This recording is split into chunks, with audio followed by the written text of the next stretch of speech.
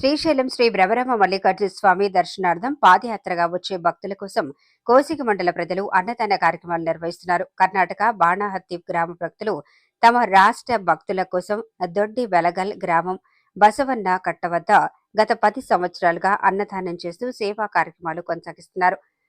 బాగల్కోట జిల్లా బాణహత్తి గ్రామ ప్రజలు శ్రీశైలం జ్యోతిర్లింగ అన్నదాన సద్భక్త మండలి ఆధ్వర్యంలో సంబురమద సదాగార పేరుతో అన్నదాన కార్యక్రమాలు నిర్వహిస్తున్నారు. 35 మంది సభ్యులు కలిసి బెలగల్ గ్రామ సూర్యకాంత్ రెడ్డి, బసవరాజు గౌడ్ సహోదరుల సహకారంతో వసతి ఏర్పాట్లు చేస్తున్నారు. ఈ సంవత్సరం డాక్టర్ మల్లికార్జున ఎస్ బోలహతి, మల్లప్ప ఎం మనాగలి భక్తులకు ఉచిత వైద్య సేవలు అందించడంతో వారికి ప్రత్యేక ధన్యవాదాలు తెలిపారు.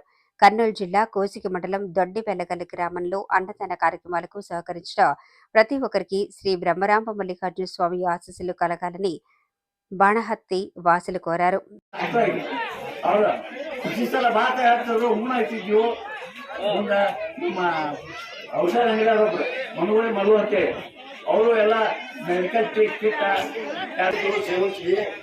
ಅವಾಗ ಹಂಗೆ ಮಾಡಬೇಡಪ್ಪ, ಎಲ್ಲ ಸಾವುಗಳು ಕೊಟ್ಟಿಸಿದ ಕಂಬಿ ತೊಗೊಂಡು ಹೋಗ್ಲಿ ಅಂದರು. 5 ಗೌಡರು ಕಂಬಿ ಸೇವಿಸಿದ. ಆಗ ಸುತ್ತಮುತ್ತ ಹಳ್ಳಿಯಲ್ಲ ಸಿರಿಬಂಶಿ, ಶಂಕರಟ್ಟಿ, ಹಳ್ಯಾಳ, ದಡ್ರ, ತಾಂಬೆಡ್ಡಿ, ಕೌಕಪ್ಪ, ಹಳಿಂಗಳಿ ಹಿಂಗೆಲ್ಲ ಸುತ್ತಮುತ್ತ ಗ್ರಾಮದಿಂದ ಎಲ್ಲ ಸ್ನೇಹಿತರು ಕೂತ್ಕೊಂಡು ಇದೊಂದು ಸಂಘಟನೆ ಕಟ್ಟಿದ್ದೀವಿ ನಾವು. ಎಲ್ಲರೂ ಸಪೋರ್ಟ್ ಮಾಡಿ ಮತ್ತು ಇಲ್ಲಿ ಜಾಗ ಹುಡುಗಾಗ ಬಂದಿದ್ದೀವಿ ನಾವು. ಜಾಗ ಹುಡುಗಾಗ ಬಂದಾಗ ಈ ಗೌಡರು ನಮಗೆ ಬರ್ತಿದ್ದಿಲ್ಲ.